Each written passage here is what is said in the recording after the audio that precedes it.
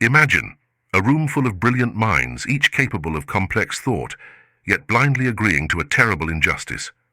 This isn't a dystopian fiction, but a chilling reflection of our own potential. We can become dangerously complicit in our own collective downfall. Dietrich Bonhoeffer, the German theologian, warned of functional stupidity, a social malaise that numbs critical thinking, silencing dissent and paving the way for atrocities.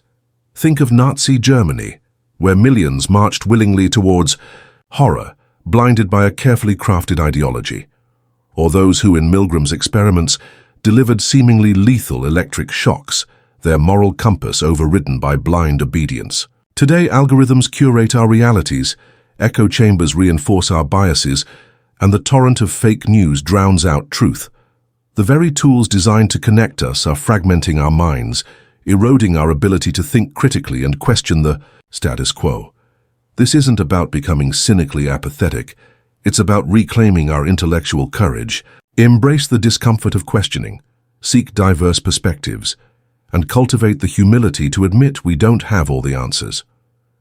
In a world increasingly driven by the allure of simplistic solutions and instant gratification, the power to break free from functional stupidity lies within each of us. If you're the kind of person who questions everything, who finds beauty in philosophy, the struggles of the human mind, and the truths no one dares to say, then this channel is for you. So hit that subscribe button, or at the very least, give this video a like. Have you ever felt a creeping unease, a dissonance between what you know to be right and the world around you? Perhaps it's a news headline that seems too outlandish, a social trend that feels deeply unsettling, or a conversation that leaves you questioning your own sanity. We live in a time of information overload, where truth and fiction blur, where algorithms curate our realities, and where the line between informed opinion and dangerous manipulation feels increasingly thin. It's easy to dismiss these feelings as mere cynicism, as the jaded perspective of someone overwhelmed by the chaos. But what if there's something deeper at play, something more insidious than just the cacophony of modern life? Imagine a room full of brilliant minds, each capable of complex thought, yet blindly agreeing to a terrible injustice. This isn't a dystopian fiction, but a chilling reflection of our own potential. We, the intelligent, can become dangerously complicit in our own collective downfall. It's a paradox that has haunted philosophers for centuries. How can rational beings, equipped with the tools of critical thinking, succumb to such profound error? We've all witnessed it, perhaps in smaller doses, in our own lives and communities. The friend who clings to a conspiracy theory despite overwhelming evidence to the contrary. The colleague who blindly follows a leader, regardless of their actions, or the online echo chamber where dissenting voices are silenced and dissent itself is demonized. These aren't isolated incidents, but rather glimpses into a larger societal phenomenon, a subtle erosion of our intellectual courage. Dietrich Bonhoeffer, the German theologian who bravely resisted the Nazi regime, warned of functional stupidity, a social malaise that numbs critical thinking, silencing dissent and paving the way for atrocities. He understood that intellectual complacency, the acceptance of unquestioned narratives, can be just as dangerous as overt malice. But how do we break free from this insidious trap? How do we reclaim our intellectual agency in a world that seems increasingly determined to undermine it? This isn't about becoming cynically apathetic. It's about cultivating the courage to question, to seek diverse perspectives, and to engage with the world in a way that honors both our intelligence and our humanity. It's a journey inward and outward, a process of self-reflection and collective awakening.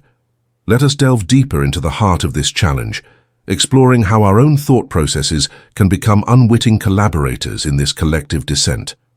Consider the phenomenon of confirmation bias, a deeply ingrained cognitive shortcut that compels us to favor information that confirms our existing beliefs, while dismissing or downplaying anything that contradicts them. We become adept at cherry-picking evidence, interpreting ambiguous data through the lens of our preconceptions, and constructing elaborate narratives that reinforce our chosen worldview, even in the face of mounting inconsistencies. This isn't simply a matter of stubbornness or intellectual dishonesty. It's a fundamental flaw in the way our brains are wired. Evolutionarily, it made sense to prioritize information that aligned with our survival instincts. But in today's complex world, this bias can lead us down dangerous paths. Imagine, for instance, a political debate where each side is entrenched in their convictions, selectively consuming news sources that reinforce their existing views. Dialogue becomes impossible. Empathy evaporates, and the search for truth is abandoned in favor of ideological purity. Yet, confirmation bias isn't the only culprit.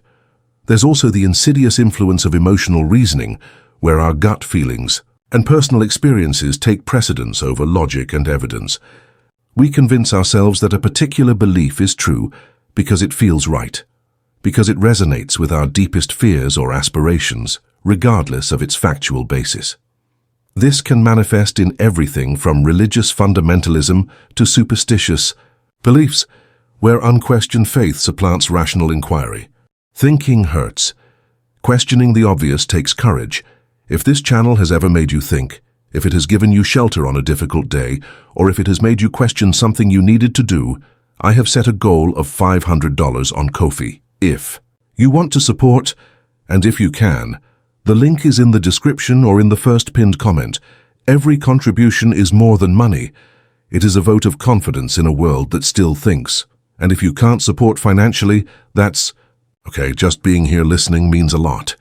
Furthermore, the constant barrage of information in the digital age exacerbates these tendencies.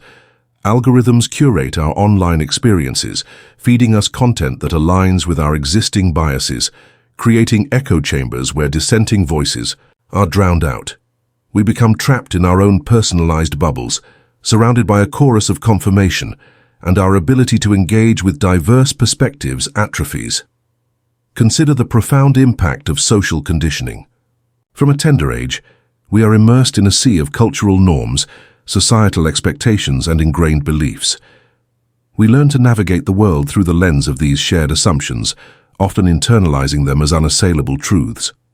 Think of a child raised in a culture where individual expression is highly valued, versus one raised in a culture that emphasizes conformity and obedience.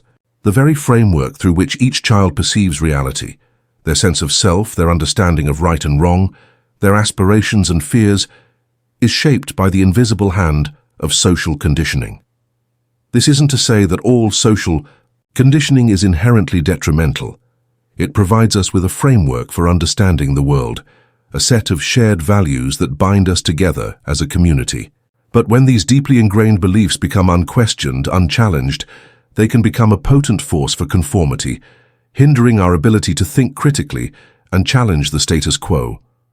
Now, consider how this applies when you face a controversial topic, a complex ethical dilemma, or a situation that challenges your deeply held convictions. Do you readily embrace different perspectives, or do you instinctively gravitate towards those that align with your pre-existing beliefs? Do you question the assumptions underlying your own convictions, or do you accept them as immutable truths? This isn't about abandoning our values or embracing intellectual nihilism. It's about cultivating a posture of intellectual humility, a willingness to engage with the world in all its messy complexity. It's about recognizing that our own perspectives are limited, that our understanding of reality is shaped by a multitude of factors, and that there is always more to learn, more to question, more to explore. As the great philosopher Socrates once said, "The unexamined life is not worth living." Consider the power of narrative. We are by nature storytellers. From childhood, we weave tales to make sense of the world, to connect with others, to explore our own identities. These narratives shape our understanding of right and wrong, of good and evil, of ourselves and our place in the universe. They provide us with a framework for interpreting events, for making decisions, for navigating the complexities of human relationships. But what happens when these narratives become distorted, when they are used to manipulate, to control, to justify actions that are harmful?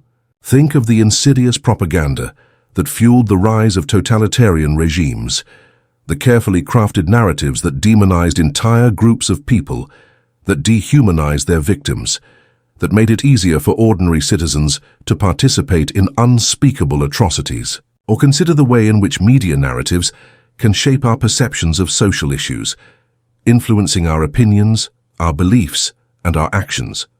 A single compelling story can have a profound impact, shaping our understanding of complex problems and influencing our willingness to engage with them. Furthermore, think about the narratives we construct about ourselves. These internal stories shape our self-image, our aspirations, our fears. They influence our relationships, our career choices, our very sense of purpose. When these narratives become limited, when they fail to account for the full complexity of our experiences, they can lead to a sense of stagnation, of unfulfilled potential. Now consider how this applies when you encounter a challenge, a setback, a moment of doubt. What stories do you tell yourself in these moments? Are they stories of resilience, of growth, of transformation, or are they stories of defeat, of failure, of inadequacy? The narratives we choose to believe in have a profound impact on our ability to navigate the challenges of life. They shape our perceptions, our actions, and ultimately our outcomes. As we delve deeper into this labyrinth of thought, the threads of our exploration begin to intertwine, forming a tapestry of interconnected ideas. We've encountered the subtle ways in which our minds can become unwitting accomplices in our own collective downfall. How deeply ingrained biases and social conditioning can shape our perceptions and limit our intellectual courage. We've seen how narratives, both external and internal, hold immense power, influencing our beliefs, our actions, and ultimately, our destinies. Reflecting on this journey so far, consider the implications. Are we truly masters of our own minds, or are we in many ways slaves to the invisible forces that shape our thoughts and beliefs? Can we break free from the shackles of functional stupidity, or are we destined to repeat the mistakes of the past? These are not easy questions, and there are no easy answers. Yet, within this complexity lies a glimmer of hope. For by acknowledging the limitations of our own minds, by embracing the discomfort of questioning, by cultivating intellectual humility, we begin to reclaim our agency. It is in the space between assumptions and doubt, between the echo chamber of our own beliefs and the world beyond, that true growth and understanding emerge.